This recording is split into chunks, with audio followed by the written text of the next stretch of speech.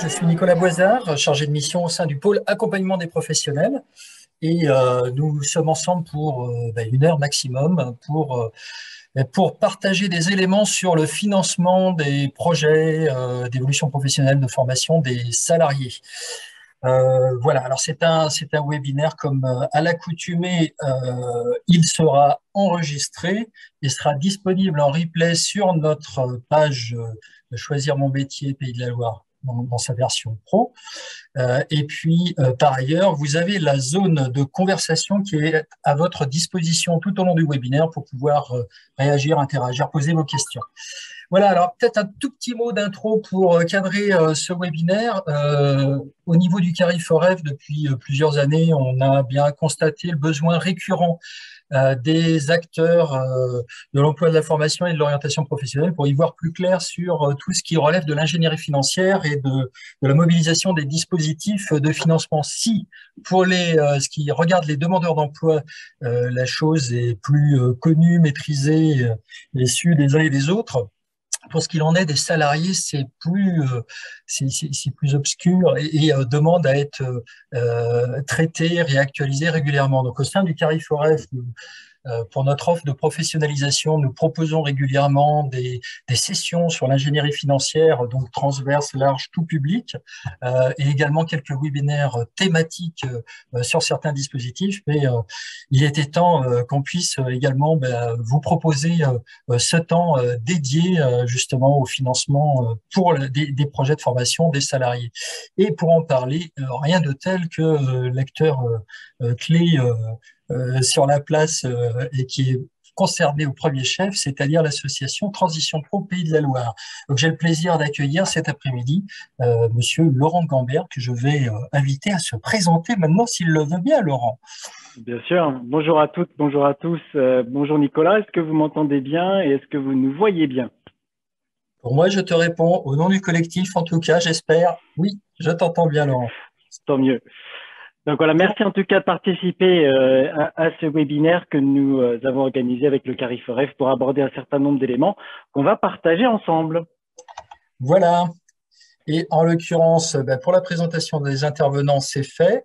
Venons-en tout de suite à ce qui va nous occuper dans la petite heure qui vient. Peut-être déjà pouvoir mieux préciser pour quelques participants qui est Transition Pro, qui est cette association Transition Pro et que propose l'association en Pays de la Loire. Et puis par ailleurs, c'est un peu l'objet clé de ce webinaire, quels sont aussi les dispositifs à la portée des salariés. Et quand on parle des dispositifs, on va en présenter un certain nombre avec Laurent, mais quels sont leurs éléments de différenciation en particulier? Ça va être un point qui va nous occuper aussi dans l'heure qui vient et puis comment on les met en œuvre. Voilà pour ce qu'il en est du programme. De notre côté, je vous le disais, donc on a bien repéré ce besoin récurrent en fait de traiter des dispositifs et notamment salariés demandeurs d'emploi et donc dans le cas qui nous intéresse salariés. Et ça, on le voit encore à travers notre recueil des besoins pour la construction de notre offre de professionnalisation 2022. C'est ressorti très fortement encore cette année. Et donc, pour le coup, c'est vraiment le temps de se poser un certain nombre de questions à ce sujet. Et je crois que Laurent, par ailleurs, vous, Association Transition Pro, vous avez également effectué une démarche, alors moins sur l'ensemble des acteurs FOP, mais plus vers les organismes de formation pour les sonder également, je crois, sur leurs attentes par rapport à Transition Pro. C'est bien ça ?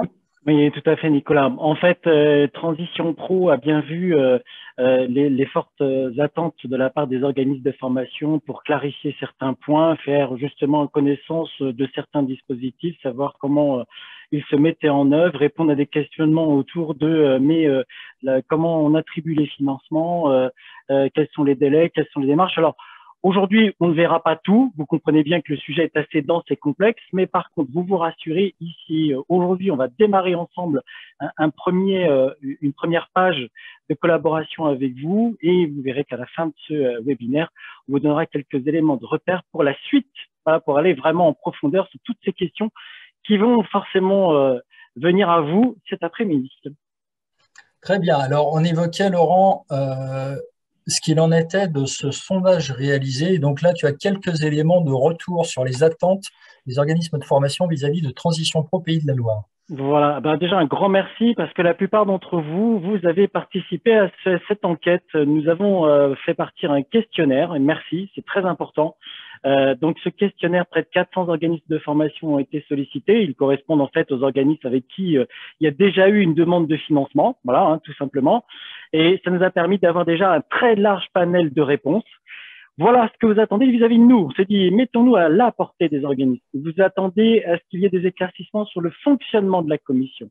Vous attendez à avoir aussi une réponse sur l'appui sur l'ingénierie de parcours. On verra ce qu'est l'ingénierie de parcours. Vous voulez avoir des éclaircissements sur les règles de prise en charge des dossiers. Vous voudriez avoir aussi, des informations indispensables sur le volet organisme de formation, comme vous le remplissez, hein, cette partie administrative qui vous paraît dense, pas toujours simple à remplir. Des éclaircissements sur le positionnement. Vous souhaitiez avoir des informations sur transition collective, son diminutif, c'est Transco, comme ça vous le saurez. Et vous souhaitez aussi avoir des éclaircissements sur la réponse aux besoins des territoires. Donc, ces attentes, nous les avons bien entendues. Et c'est pour ça qu'on a commencé ce webinaire avec Nicolas et le Carré Forest cet après-midi, qui est la première ébauche. Et vous verrez que par la suite, il y aura d'autres réponses pour satisfaire ces attentes et ces besoins.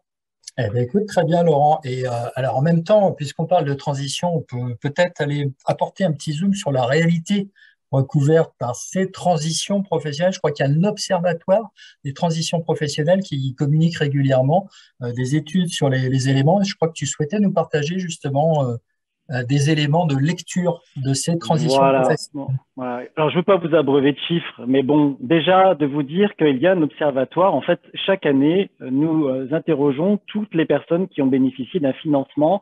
Il s'appelait le congé individuel de formation, avant qu'il s'appelle maintenant le projet de transition professionnelle. Voilà, c'est l'évolution notamment qu'il y a eu avec la réforme de la formation. Donc, nous les interrogeons et c'est très important puisque globalement, vous savez que l'État est très attentif et pas que l'État à ce que cet argent soit bien utilisé. Alors, même si en 2020, vous voyez, les remontées d'informations sont un peu moins bonnes et on comprend pourquoi que 2019, 2018, on était plutôt aux alentours de 70% des gens qui avaient réalisé leur transition. Bah, mine de rien, voilà, les personnes que nous avons interrogées, les salariés, près de 1 sur 2, ont pu réussir leur transition, c'est-à-dire concrètement transformer leur investissement en formation en emploi. Et dans les 6 mois, hein, cette enquête a été faite dans les 6 mois, effectivement, de la fin de leur formation. Donc, c'est quand même un élément très important à partager avec vous, qui fait une pression assez importante sur l'attribution des financements. Et vous comprenez qu'il y a un lien étroit entre l'utilisation des fonds et la transformation en emploi ou en création d'activités. On zoome également, mine de rien, il y en a à peu près 35% qui sont sur une transition en cours, et vous le comprenez, ça veut dire que dans les 6 premiers mois, ils n'ont pas encore transformé, mais ils aspirent à le faire d'une manière imminente. Et puis seulement, donc, un petit peu moins de 10% ne l'ont pas transformé. Voilà, donc une personne sur 10 seulement ne va pas transformer son investissement formation, l'investissement dans ses nouvelles compétences, dans un nouvel emploi. Voilà, donc je voulais qu'on le partage ensemble. Vous pourrez retrouver ces éléments beaucoup plus détaillés dans l'Observatoire des transitions professionnelles. Vous faites Observatoire Transition professionnelle Pays de la Loire et vous aurez des éléments encore plus fournis, encore plus détaillés. Et là, nous avions donc des éléments sur janvier à décembre 2020. Et peut-être avec des éléments un petit peu plus récents, on peut aussi se poser la question des formations, pour le coup, les plus demandées dans ce que vous recevez, vous, comme demande de prise en charge et de financement. Donc, c'est ce que tu as souhaité également partager en termes d'actions de formation les plus demandées de janvier à août 2021. Alors, demander financer, c'est pas très loin, il n'y a pas de gros écart. Donc, c'est ça qui est quand même important. Mais on va zoomer sur les actions qui ont été les plus financées. Comme ça, vous allez voir. Alors, vous voyez bien que le plus gros contingent de formation financée, c'est dans le transport routier. Voilà, hein, dans le top 3 en fait des demandes de formation. Le deuxième, en fait, la deuxième formation, c'est plutôt dans le secteur informatique, le titre professionnel de développeur web mobile. La troisième demande, c'est le diplôme d'état d'aide-soignant. Donc, vous voyez que dans ce tiercé, entre guillemets. Après, je vous laisse consulter les différentes formations qui ont été financées depuis le début de l'année 2021. Encore une fois, il y a cette convergence entre l'utilisation des fonds et la transformation en emploi ou en activité que vous voyez se traduire dans les faits d'attribution également de financement. Un petit zoom, si vous regardez bien du côté des aides-soignants, nous avons eu énormément plus de demandes d'aides-soignants cette année. Et grâce notamment au soutien financier de l'État, nous avons pu augmenter un petit peu le budget et pouvoir attribuer plus de financement pour ce public d'aides-soignants. Donc une cohérence aussi avec les priorités nationales. Voilà, je vous laisserai le parcourir. Vous le voyez donc ici. Eh bien, écoute, merci pour ces éléments, en tout cas de cadrage, déjà de ce dont on est en train de parler cet après-midi. Et puis, je crois que tu voulais proposer, Laurent, également tout de suite un petit jeu sous forme de sondage. Je te laisse peut-être poser les questions à nos participants pendant que j'active la partie sondage qui correspond pour que tout un chacun puisse y participer. Voilà, donc Nicolas, on est entre nous, comme vous voyez, on n'est pas nombreux, je rigole bien sûr. Non. Donc on s'est dit on va mettre un petit peu d'ambiance. Alors, un petit quiz, Nicolas vous dira ce que vous gagnerez à la fin de ce webinaire, c'est à sa charge, donc vous verrez bien. Pour les personnes qui se rapprocheront des questions que nous leur poserons, bien sûr, le Carré Forêt vous fera un plaisir de vous offrir un cadeau. Donc et Nicolas vous dira lequel, bien sûr. Allez, non, je plaisante un petit peu, on est entre nous. Mais allez, je vous pose la question, selon vous, combien de personnes obtiennent un financement par le projet de transition professionnelle. Je rappelle que PTP, c'est le projet de transition professionnelle. Quel est son taux d'acceptation? Voilà, selon vous. Allez, on en accepte combien chaque mois? Première question. Et puis, deuxième question. On va la poser juste après. Allez-y, on vous laisse répondre à la première. N'oubliez pas le joli cadeau offert par Nicolas. Bien sûr. Qui auront les meilleures réponses. Et donc, en général, on divulgue les cadeaux après, à l'issue de ces webinaires. Je crois que c'est un mail spécial qui est préparé pour diffusion massive aux 4 participants de cet après-midi. Bien entendu. Alors, je vois que les 4 participants sont en train d'agir et d'interagir via le sondage, Charles. Et alors, on attend peut-être 2 secondes parce que eux ne le voient pas avant de partager les résultats, mais j'invite peut-être, également, ils ont déjà anticipé à répondre en même temps parce qu'il y avait 2 questions pour le prix d'une. Oui. Alors, je vous la repose quand même. C'est quoi le coût moyen selon vous d'un projet de transition professionnelle? Attention, le coût moyen du projet. Le coût moyen du projet. Voilà. Et je tiens à féliciter déjà les participants qui proposent j'adore la racine carrée du coût de la formation. J'adore ça. Bon, alors, il est temps de regarder les résultats parce que des gagnants, des cadeaux, mais quand même, quelles sont les bonnes réponses, Laurent? Allez, donc quelle chance d'obtenir un projet de transition professionnelle. Donc 60% à ce jour. Voilà, on oscille chaque mois entre 60 et 70%.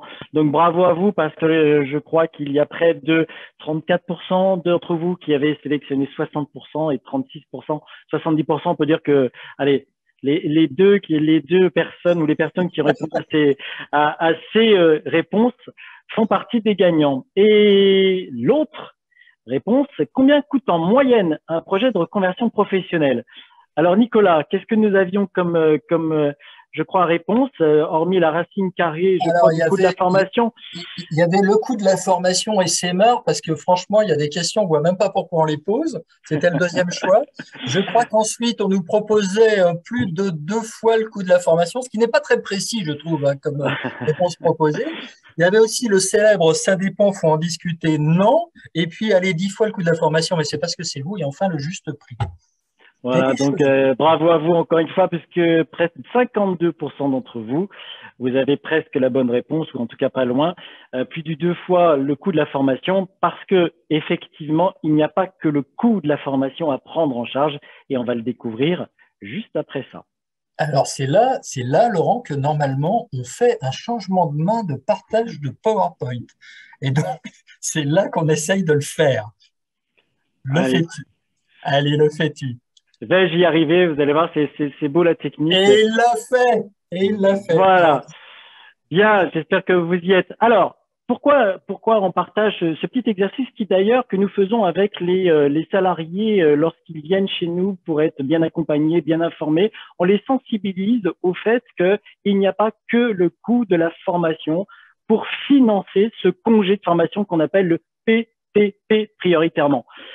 Il faut bien prendre en compte le salaire. Et voici la simulation que je vous propose de faire ensemble. Vous prenez par exemple le salaire de Nicolas. Donc, non, je plaisante. Donc, on va faire un chiffre effectif. Voilà. Donc, vous prenez un salaire. J'avais promis que je ferais la petite blague. Oui, Allez, c'est entre nous. C'est entre comment nous. est-ce que nous procédons? Comment est-ce que nous procédons? Bonjour à Mathias. Bonjour. Prenez une personne qui gagne 1500 € net par mois. On va partir de cette, je redeviens sérieux, on va partir de ce salaire moyen. On va le multiplier par 2. Sais-tu pourquoi, Nicolas, on multiplie par 2? J'aimerais bien que tu me le dises, Laurent, et puis peut-être aussi aux participants. Pourquoi donc? Eh bien, en fait, on va impacter le coût des charges salariales et des charges patronales, puisque en France, on a l'habitude de le dire, et c'est très proche de cette réalité. Souvent, on coûte le double de ce que nous verse l'entreprise. Voilà, donc il faut pas l'oublier. Donc, si Transition Pro accepte en fait le financement d'un projet, il doit être en capacité d'assurer le salaire chargé. Je parle là d'un exemple d'une personne qui est en CDI à temps plein et qui a envie de faire une formation à temps plein. Bien évidemment que si elle fait une formation à temps partiel, tout cela sera proportionné à son temps. Et s'il fait une formation hors temps de travail, vous enlèverez alors le coût du salaire. On en convient bien. Mais mine de rien, ces 3 000 € chargés, il faut l'assurer pendant la durée du parcours de formation. Prenons un exemple, si ce parcours de formation dure 10 mois, vous voyez que ça monte très très vite.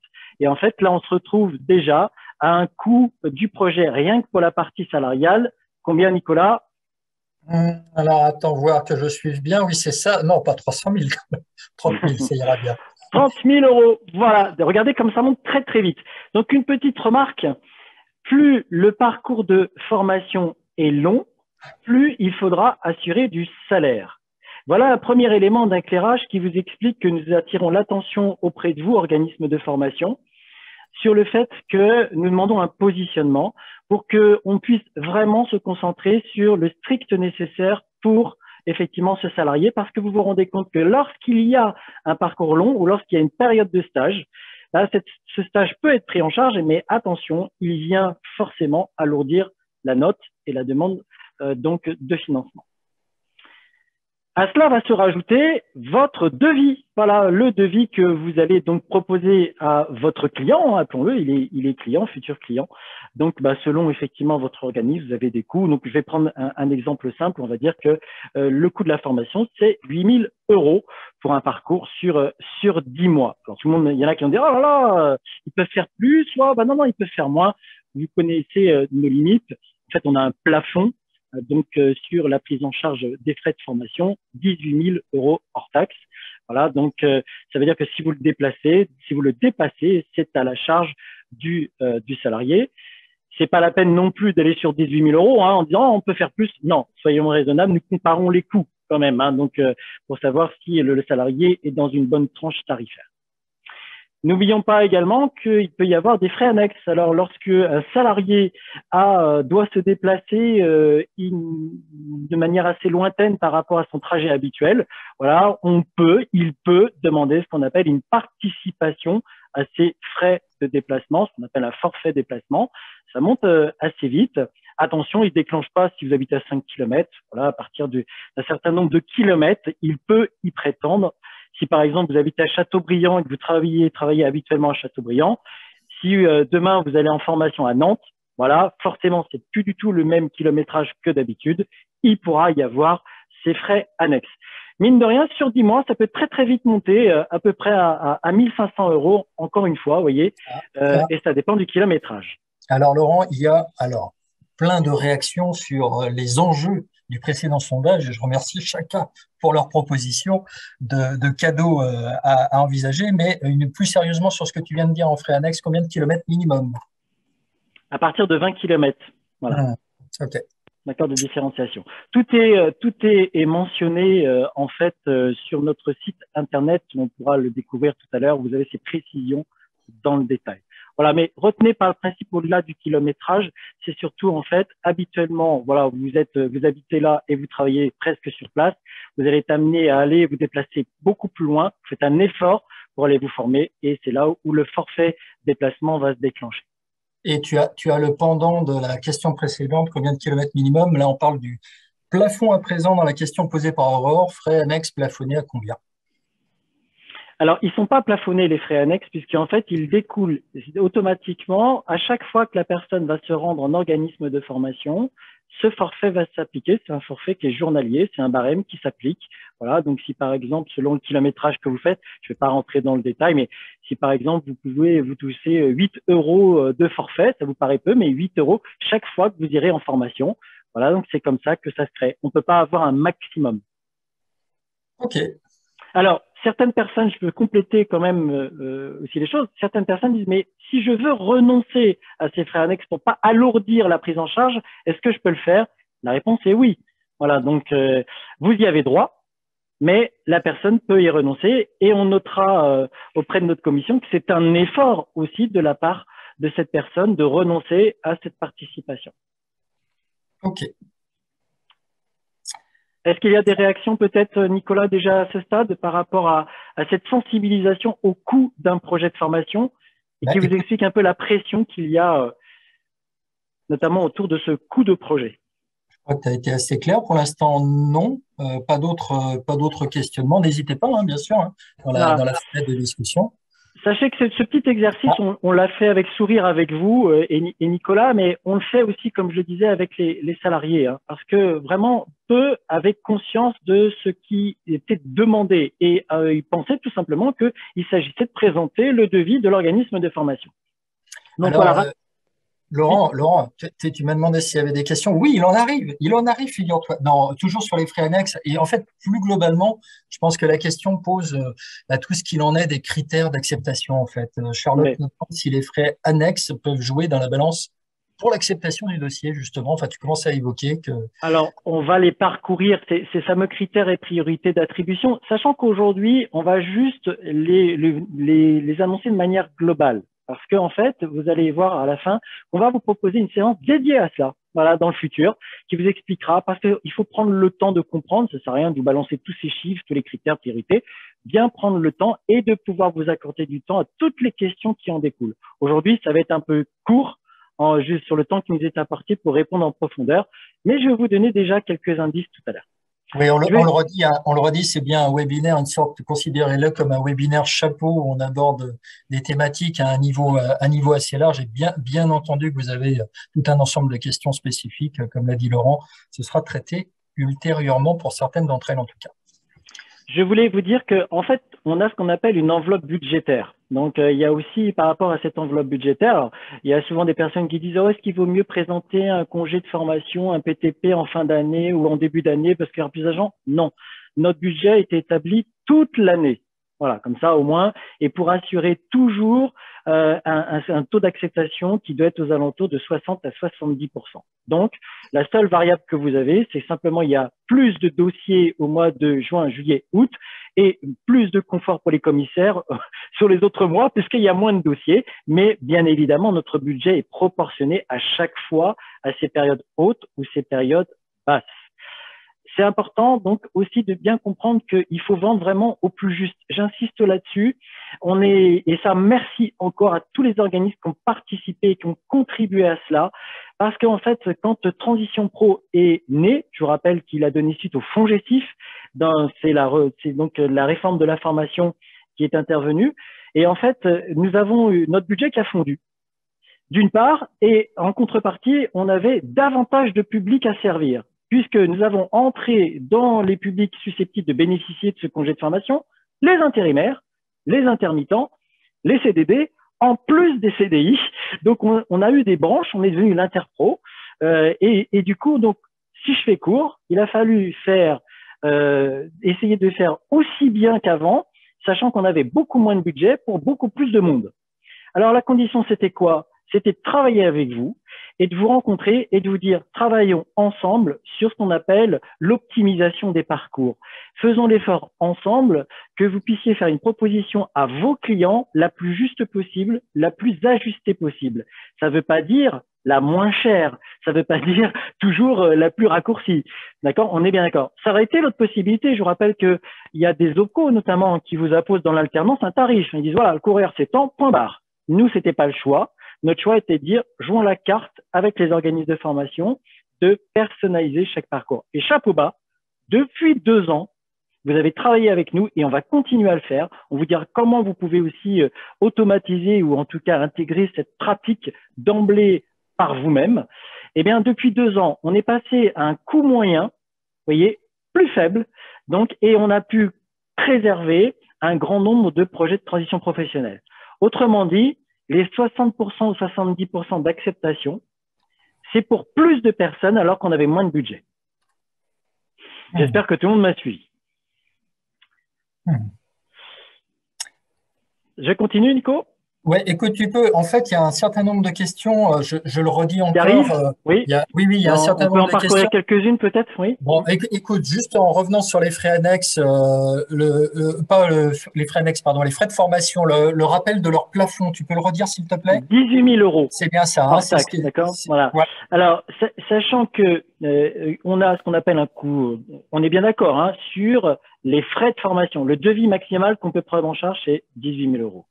On peut aussi le mettre en coût horaire, 27,45 € de l'heure. Il y a parfois des devis, par exemple, si vous allez sur des soudeurs, si vous verrez que on risque à un moment donné d'avoir des tarifs plus élevés.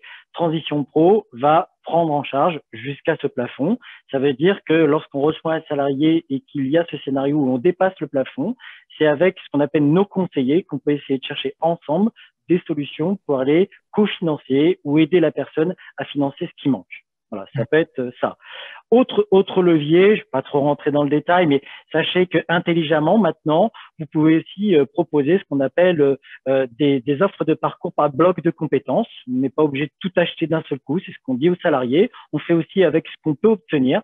Et donc, il est intéressant de pouvoir dire à un salarié qu'il achète un bloc de compétences, par exemple, par son compte personnel de formation, indépendamment de la demande de financement qu'il fera auprès de Transition Pro.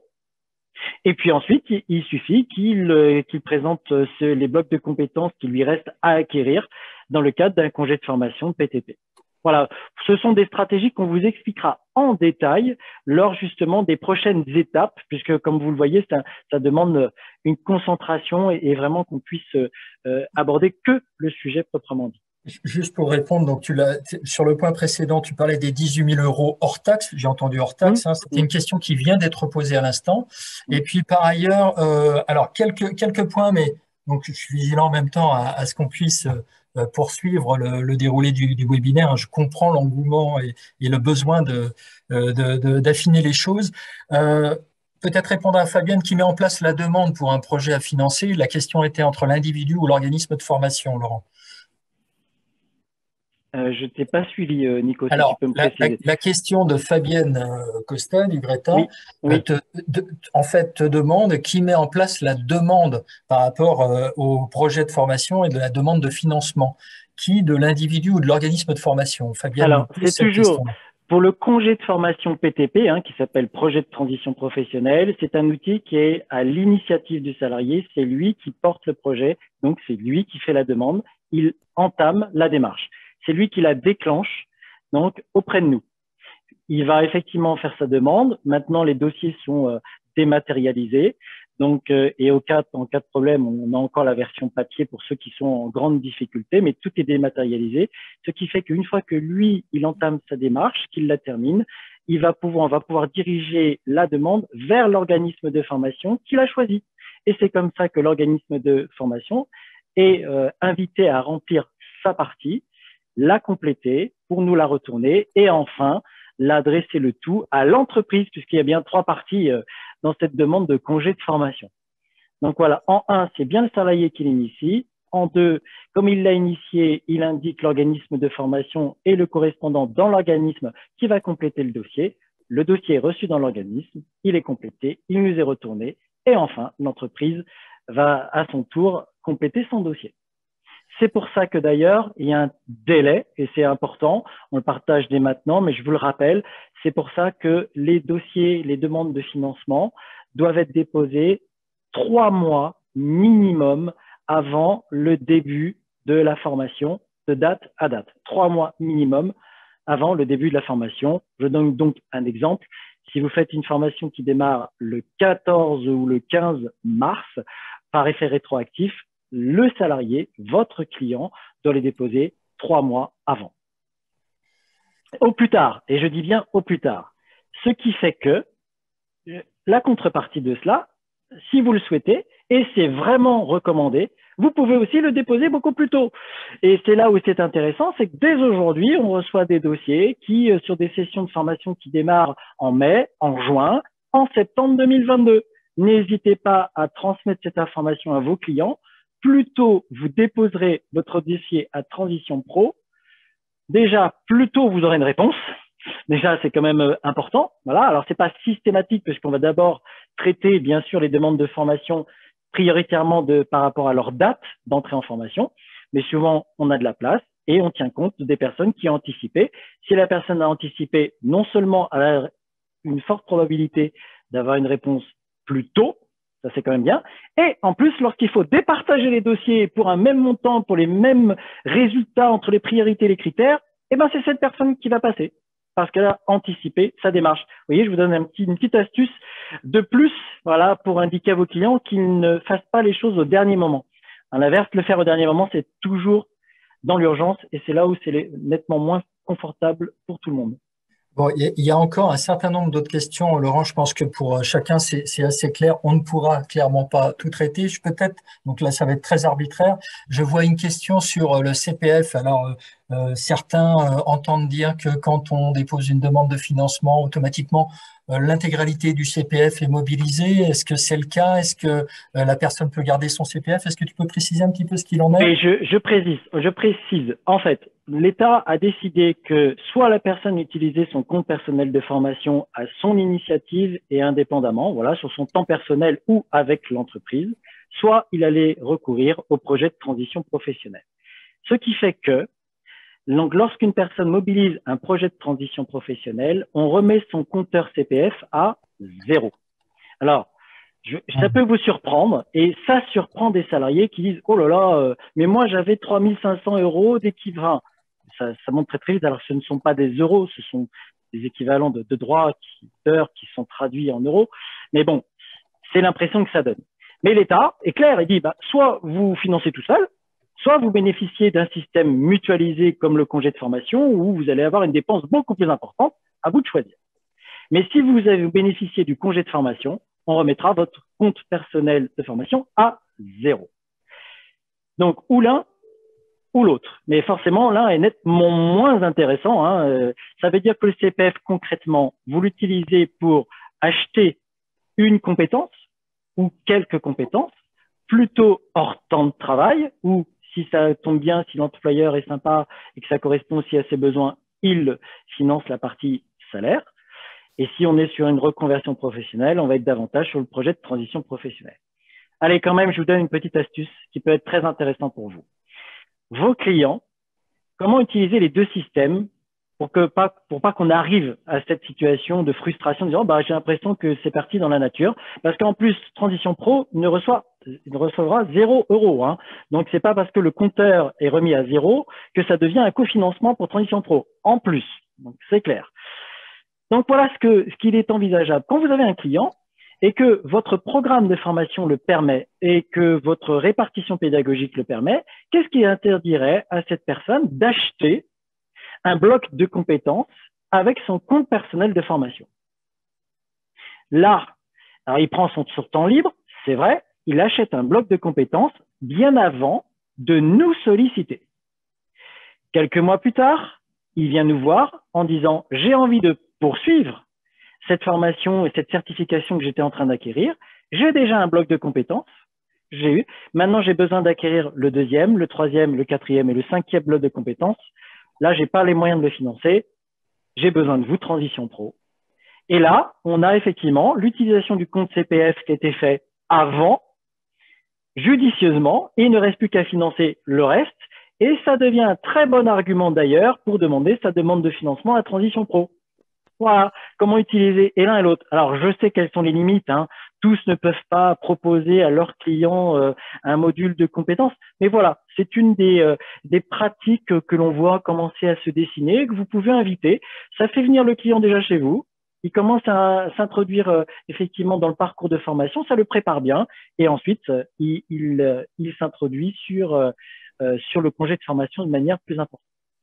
Alors, écoute, juste pour rebondir dessus, c'est Aurore qui réagit en disant belle idée d'acheter un bloc, mais attends toujours les délais de 3 mois, demande Alors Paul. non, parce que le bloc de compétences, alors, dans l'exemple que je vous ai donné, on est dans le cadre de l'utilisation du CPF. Bon, bah là, vous avez votre application mobile, vous connaissez les délais en tant qu'organisme lorsque vous proposez un bloc de compétences à votre client. Si maintenant, vous achetez un bloc de compétences pour Transition Pro, bon, faites attention à ce que ce soit pas qu'un bloc, ce serait dommage, vous pouvez le faire, hein, mais on reste toujours sur les mêmes règles, c'est-à-dire déposer une demande de financement 3 mois minimum de date à date. Voilà, donc on n'est pas sur les mêmes dispositifs. Alors d'autres questions arrivent, hein, Laurent, tu peux Je pense que les tu avais voir. dit, Nicolas, on va y passer 2 heures, donc Alors je suis désolé. justement, on va peut-être maintenant aller se recentrer sur justement, on voit bien, tu parles de cofinancement, on est dans des logiques de cofinancement avec de multiples dispositifs. Là, tu parles de CPF, tu parles de PTP. Peut-être qu'on peut maintenant aller apporter un focus pendant Allez, ce webinaire sur les différents dispositifs. Et donc, on le redit, désolé pour toutes les questions qu'on ne peut pas aborder. D'autres webinaires à suivre pour aller plus dans le détail. Alors, eh bien, écoutez, le point suivant pour nous, c'était, c'est Laurent qui va pouvoir nous présenter la diapo suivante. En fait, on revient sur un temps de quiz, en fait, où, écoutez, voilà, mais c'est tout à fait en lien. On était voilà, sur... on s'est dit pour pas vous perdre, on continue comme je vous l'ai dit avec 4 questions et puis il y avait effectivement un joli cadeau offert toujours par Nicolas à la fin de cette séquence. Je ne l'oublie pas. Alors, attends, excuse-moi, je précise Oui, un point, Laurent. À la fin de cette séquence, je dirais moi plutôt bien après cette séquence, si tu permets. Mais bon, merci pour votre compréhension et effectivement beaucoup d'estime à tous, bien entendu. Donc, tu as ces questions qui paraissent. Donc, quels sont les dispositifs, hein, très simplement gérés par Transition Pro? Et puis, quand même, une autre question qui est aussi assez intéressante. Est-ce qu'il faut entamer une reconversion avant de quitter son job actuel ou après? Alors, voilà. Écoutez, ces 2 points, on va les aborder les uns à la suite des autres. Je vous partage le sondage dispositif. C'est parti, vous pouvez y aller pour répondre. voilà, quels sont les dispositifs gérés par Transition Pro? Vous pouvez faire plusieurs choix multiples. Projet de transition professionnelle, validation des acquis de l'expérience, le projet d'évolution professionnelle, CLEA, le projet de reconversion professionnelle, le bilan de compétences, le PDCTA, le démissionnaire. Et puis, je crois que c'était tout pour aujourd'hui. Par contre, bon, c'est quand même sympa aux participants de répondre alors qu'on Ah, ne ils sont sait réactifs, toujours moi pas. j'aime bien, ouais, bravo à vous. Non, mais c'est bien parce que faire un webinaire après la pause déjeuner, c'était pas évident, mais je vois que vous êtes proactifs, tant mieux. Comme vous voyez, on y met de Attends, l'humour 65. aussi. Attends, on attend encore un tout petit peu, même si on sait bien qu'on est un peu contraint par le temps cet après-midi, mais on n'a pas loin de tous les participants quand même, hein, qui nous répondent.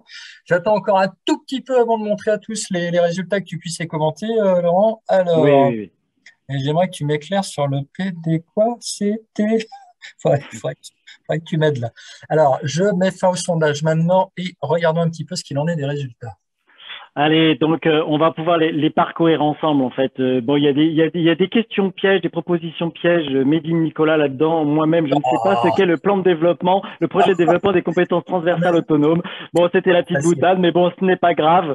Donc, on va les parcourir ensemble. Vous allez voir effectivement ce que nous avons en magasin entre guillemets pour que vous vous disiez ah ok, c'est chez eux que cela se passe. Et puis Alors, justement, on enchaîne directement, Laurent, par la deuxième question de sondage oui. qui, elle, vise le fait de savoir s'il vaut mieux entamer sa reconversion avant ou après quitter son job actuel. Donc, 3 propositions. Avant de quitter son job actuel, mieux vaut prévenir, apparemment, ce qui a été mis, hein. Moi, Je ne comprends pas, Nicolas, la troisième proposition quand Neptune Alors, et Jupiter sont alignés au Verseau. Je ne comprends pas qui a fait cette version-là. Non, tu ne peux pas te dédire à ce point-là. Enfin, je veux dire, moi, j'ai pas compris. Je t'ai même demandé, est-ce que c'est très sérieux, franchement, de poser ce genre de questions. Mais merci à ceux qui choisissent quand même cette option parce que c'est toujours des grands moments. Allez, je mets fin au sondage. Enfin, il y a quand même globalement une majorité de réponses sur ce point pour ce qu'il en est d'entamer sa reconversion avant de quitter le job actuel. Je pense que tu vas y revenir juste après, hein, Laurent, sur les réponses à ces deux questions. Oui. Alors, voilà, je partage les résultats rapidement et nous pouvons continuer. Eh bien, écoute, Laurent, peut-être peux-tu reprendre la main également, comme tu veux. Allez, donc justement, les mobiliers, vous avez bien mon écran? Oui, c'est bon. C'est impeccable. Alors, les dispositifs qui sont mobilisables via Transition Pro Pays de la Loire. D'un côté, vous avez un dernier outil, tout dernier outil. Son diminutif, c'est Transco. Mais en fait, son nom officiel, c'est le dispositif Transition Collective. Et je vais vous en donner effectivement les éléments clés juste après. À l'initiative du salarié, c'est-à-dire c'est le salarié qui prend la main et c'est lui qui va aller effectivement mobiliser le dispositif. Je vous ai parlé du congé de formation PTP. Alors, je dis souvent congé de formation parce que projet de transition professionnelle, vous allez voir que la transition professionnelle, on le met à toutes les sauces et c'est à ne plus rien y comprendre. Donc, du coup, je parle souvent en langage donc du salarié qui, lui, comprend tout de suite ce qu'est un congé de formation, ancien CIF. Bien évidemment, ce n'est pas le PTP tout à fait le CIF, il y a eu des choses beaucoup plus clarifiées, mais en tout cas, ça lui permet de se repérer. Donc, le PTP, c'est bien dans le magasin, c'est bien la possibilité de pouvoir faire prendre en charge, entamer une reconversion professionnelle, un changement de métier en bénéficiant et de son salaire et en fait de la prise en charge des frais de formation. En fait, concrètement, c'est le dispositif le plus confortable pour changer de métier et changer de voie. Le dispositif démissionnaire, donc il porte un autre nom parce que vous l'entendez que démissionnaire, c'est un peu le nom de jargon aussi qu'on utilise, vous et nous d'ailleurs. En fait, son nom officiel, c'est le projet de reconversion professionnelle. Même moi, je me mélange, vous voyez.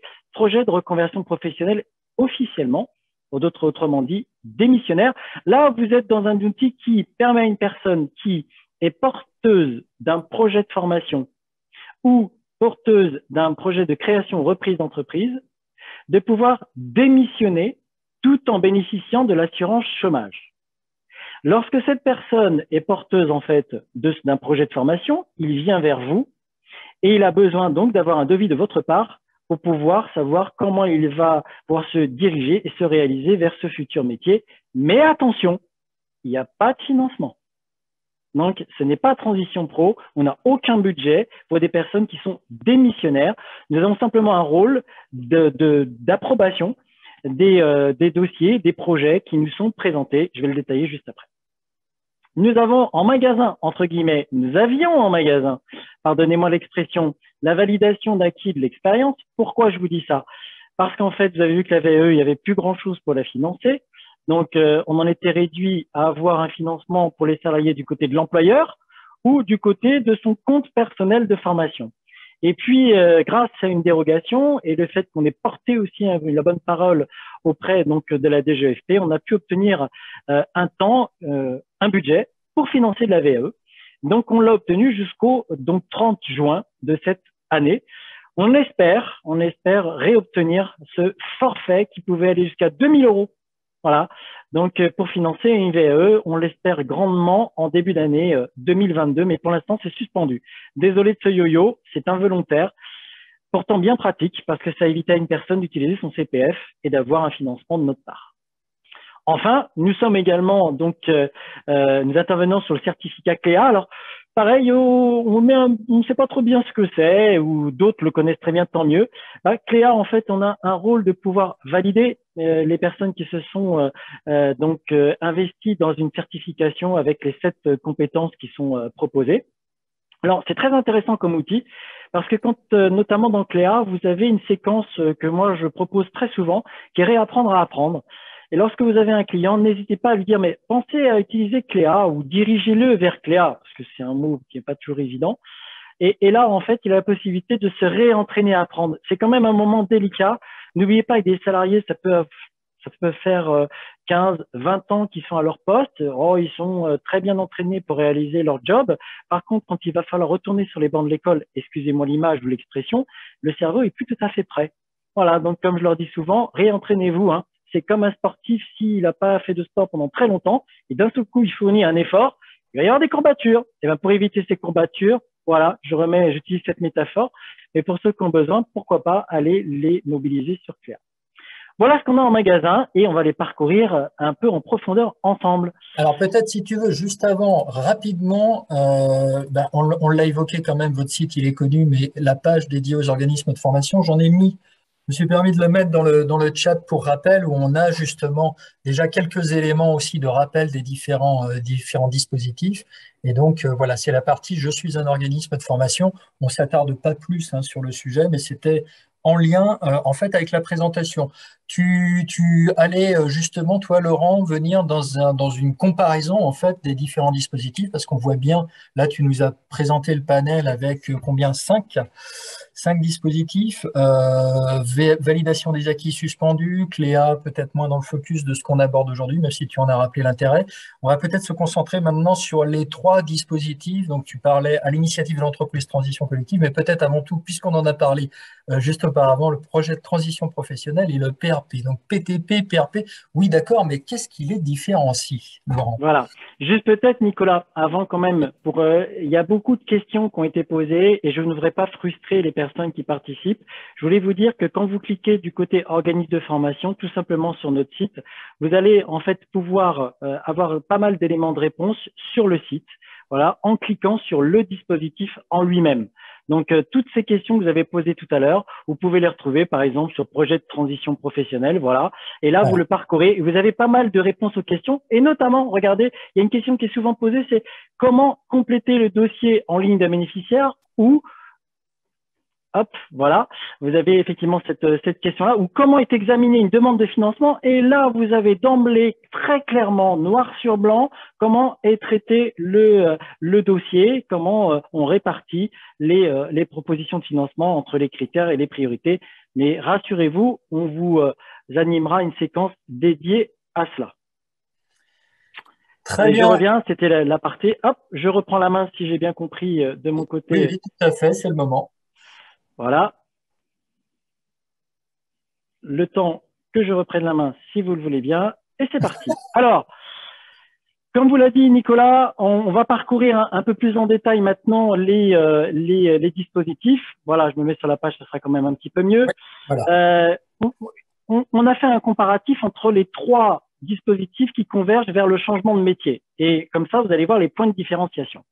Alors, le PTP, comme je vous l'ai dit, projet de transition professionnelle, ça cherche, l'objectif, c'est de changer de métier et c'est bien l'initiative du salarié. Gros avantage, c'est que vous avez votre salaire qui est pris en charge. Voilà, je rentre pas trop dans les détails de plafond, mais grosso modo, la plus grosse partie des bénéficiaires ont une prise en charge intégrale de leur salaire. C'est quand même important de le savoir. Aussi, une prise en charge des frais de formation. Et il peut surtout faire appel à des cofinancements par notre intermédiaire. Nous sommes des conseillers et sachez que l'on a des partenariats justement avec des cofinanceurs pour justement aller solliciter des cofinancements et aider cette personne à optimiser sa demande de financement. Je vous ai parlé de ce forfait déplacement, donc il y a une possibilité selon le kilométrage habituel. C'est surtout la possibilité d'avoir son salaire quand on change de métier. C'est surtout d'avoir la possibilité d'avoir les frais de formation pris en charge. C'est 6 dossiers sur 10 qui sont acceptés. Et puis, vous avez bien compris que c'était être formé avant de quitter son emploi. Voilà, c'est ça l'avantage. Oui. Laurent, excuse-moi de t'interrompre, mais juste une personne réagit sur la notion de cofinancement. Tu peux donner un petit exemple de cofinancement sur le PTP? Eh bien, par exemple, vous avez des personnes qui ont une situation de handicap, et on peut solliciter un cofinancement par AGFIP. Voilà. Donc ça, c'est un exemple concret. Un autre exemple, ça peut être une personne qui a un changement de métier et ce changement de métier peut concerner à la fois le projet de la personne et peut concerner aussi le projet de l'entreprise. On n'est pas là pour financer ce que devrait faire l'entreprise. Néanmoins, on pourrait admettre que si l'entreprise participe financièrement au projet, alors on examinera le dossier. Voilà, d'accord? Ce sont des cofinancements, mais il n'y a pas que cela. Encore une fois, ce sont des séquences qu'on abordera bien en détail parce que vous êtes demandeur et c'est normal, aucun problème, mais ça sera carrément une séquence dédiée à cela. Le point de vigilance sur le congé de formation, c'est le délai, les délais. Je vous ai dit, il faut vraiment s'y prendre le plus tôt possible. Je compte sur vous, vraiment, nous comptons sur vous. N'attendons pas la dernière minute, c'est frustrant pour vous, hein. C'est toujours un peu pressant. Vous avez l'impression d'avoir un client qui frappe à votre porte en disant « On a dit qu'il fallait, je suis un peu pressé, il me faut mon devis tout de suite. » Mais c'est la personne qui s'y prend très en avance. Ça a du confort pour vous, c'est des conforts pour nous, c'est des conforts pour lui. Voilà. Et rappelez-vous quand même la petite astuce, si à un moment donné, il faut départager à budget égal, à priorité égale, c'est celui qui dépose plus tôt qui sera avantagé pour obtenir le financement. Ce qui est craint, c'est l'autorisation d'absence. Alors, concrètement, j'entends souvent dans la verbatim des salariés, oh, mais j'ose pas en parler à mon employeur, puis une fois qu'il va le savoir, qu'est-ce qui va se passer? Alors, moi, je vais démystifier tout de suite ce qui se passe. D'abord, il faut que le salarié soit prêt à changer de métier. S'il ne l'est pas dans sa tête, s'il y a encore des hésitations, ça ne sert à rien de vouloir faire une demande de financement.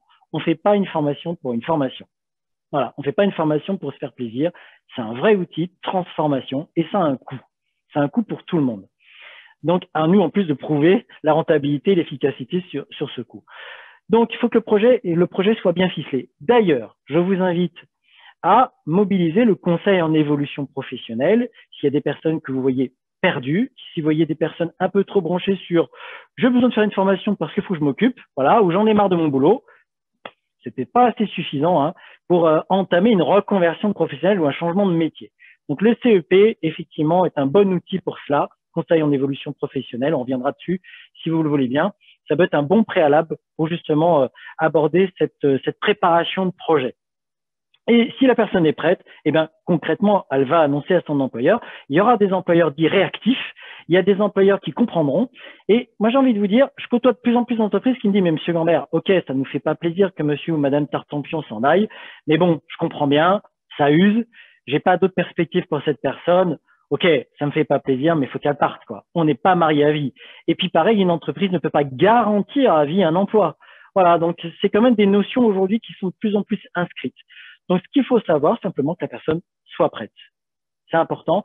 Et considérer que la plus grande majorité des entreprises, j'insiste, parce que la personne a pu aussi s'expliquer sur ses arguments, a pu expliquer qu'elle s'entamait sur un changement de métier. D'ailleurs, la petite boutade, c'est qu'il arrive quelquefois aussi qu'en annonçant ça à son employeur, l'employeur réagisse positivement et dise bah, « tout compte fait, attendez, j'ai peut-être quelque chose pour vous ». Et tout compte fait, la personne ne fait pas de congé de formation. Voilà, ça arrive aussi régulièrement. Laurent, je fais abstraction là des quelques questions qui se sont posées depuis. On va malheureusement renvoyer aux différents webinaires ultérieurs à venir, ainsi que à la page qu'on a montrée de votre site. Les éléments de différenciation. Donc là, tu nous as parlé du PTP en donnant des éléments clés. Pour ce qu'il en est du PRP, projet de reconversion professionnelle. Démissionnaire. Voilà, je vous ai donné un peu les grands principes tout à l'heure. Donc là, c'est l'inverse. Je quitte mon emploi. Et je veux tout en bénéficiant de l'assurance chômage. Donc, je vous rappelle que c'est une mesure qui a été décidée il y a un peu plus d'1 an maintenant par le gouvernement. Voilà, à titre expérimental, on verra si ça continue ou pas. Attention, la personne, donc chez nous, demande, il y a tout un circuit, hein, je dois avoir d'abord mon conseiller en évolution professionnelle. Ensuite, je vais effectivement déposer mon projet auprès d'une CEPIR, Commission paritaire interrégionale, qui est chez nous. Voilà, excuse-moi, Laurent, de t'interrompre. On est bien d'accord, là, c'est obligatoire le passage par le CEP. Hein, et là, le CEP est obligatoire. Tu as bien raison. Voilà, c'est un préalable. Voilà, avant de faire quoi que ce soit, avant de démissionner. Voilà, bien étudier le pourquoi du comment et les contours de cette démarche, hein, qui n'est pas toujours simple et qui n'est pas toujours très confortable, puisque vous voyez bien que si la personne a le feu vert pour son projet de formation ou son projet de création d'entreprise, il sera indemnisé et pas un salaire. Donc là, on touche à son assurance chômage. 57% du revenu brut en moyenne.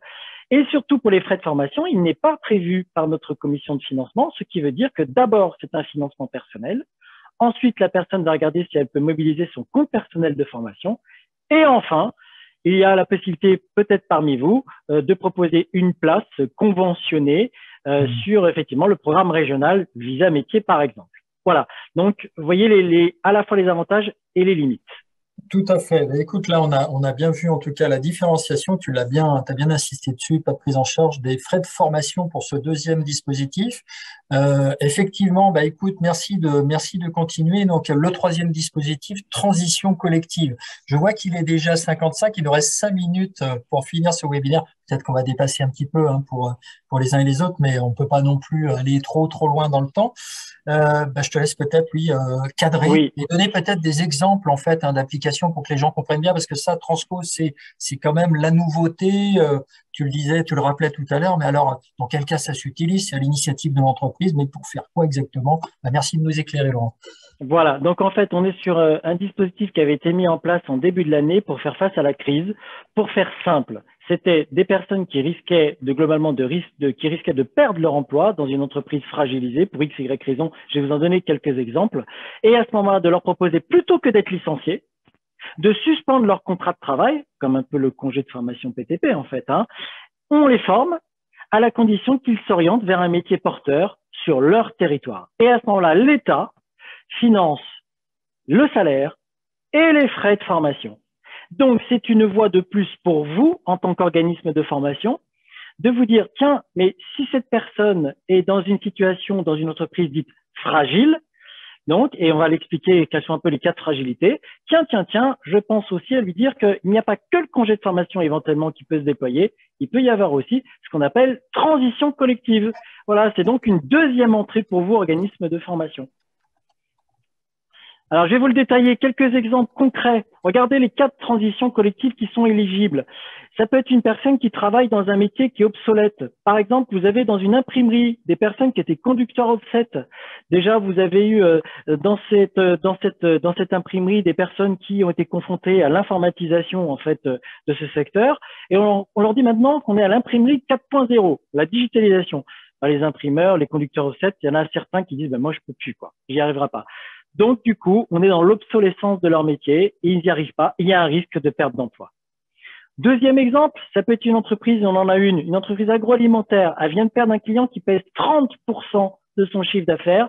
Gros impact sur l'emploi. Elle est en train d'examiner, de savoir comment elle peut se soulager, cette entreprise, pour éviter, en fait, globalement, de supprimer des emplois. Et peut-être qu'on va pouvoir proposer à ses salariés de les orienter vers un autre métier porteur, puisqu'il y a un risque de licenciement à terme.